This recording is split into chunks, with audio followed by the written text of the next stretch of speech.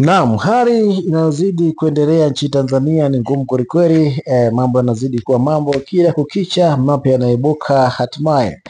Umoja wa Mataifa UN umetoa tamko juu ya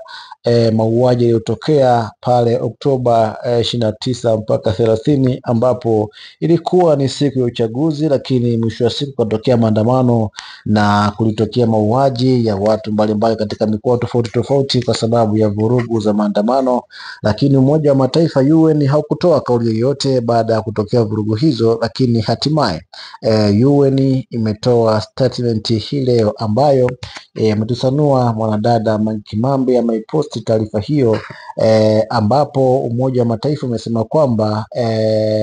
ni lazima ufanyike uchunguzi wa kina kuhusiana na mauaji yaliyofanyika nchini Tanzania Oktoba 29 na 30, kwa sababu haikuwa jambo la kawaida. Watu wengi waliweza kupoteza maisha kuhusiana na maandamano yale ambayo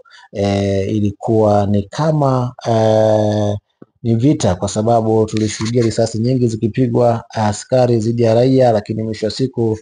jambo hili likapoa na harakati zingine zikaendelea,